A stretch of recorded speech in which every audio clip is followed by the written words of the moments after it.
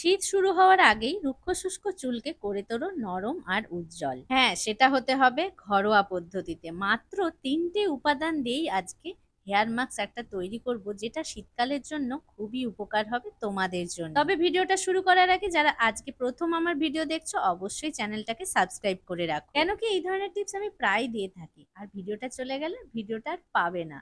আমার যে ৩টে উপাদান লাগবে সেটা হলো নারকেল তেল, ক্যাস্টর অয়েল আর মধু। আর এখানে আমি ১ চামচ নারকেল তেল নিয়ে নিলাম, ক্যাস্টর অয়েল নিয়ে নিয়েছি ৫ থেকে ৬ ফোঁটা, আর ১ চামচ মধু নিয়ে খুব ভালো করে তিনটেকে মিক্স করে নিলাম। তালুতে মাস্কটা নিয়ে খুব ভালো করে দুটো তালুকে ঘষে গরম করে নেব। তারপরে গোটা স্কাল্পে খুব ভালো করে লাগিয়ে নেব। স্কাল্পে ৫ থেকে ৭ মিনিট মাসাজ করার পর চুলের লেন্থেও এভাবে হেয়ার মাস্কটা লাগিয়ে নেব। তবে তোমরা যদি এই ভিডিওটা ডিটেলসে দেখতে চাও, তাহলে তোমাদেরকে আমার ইউটিউব চ্যানেলে যেতে হবে। আর আমার ইউটিউব চ্যানেলের লিংক ফেসবুক বা ইনস্টাগ্রাম, যেখানে বায়োডাটা দেওয়া থাকে, সেখানেই ইউটিউব চ্যানেলের লিংক পেয়ে যাবে। একটা শাওয়ার ক্যাপ এভাবে আধ ঘন্টা রেখে একটা মাইল্ড শ্যাম্পু দিয়ে আমরা শ্যাম্পু করে নেব। নেক্সট ভিডিও দেখার জন্য চ্যানেলটাকে অবশ্যই সাবস্ক্রাইব করে রাখো।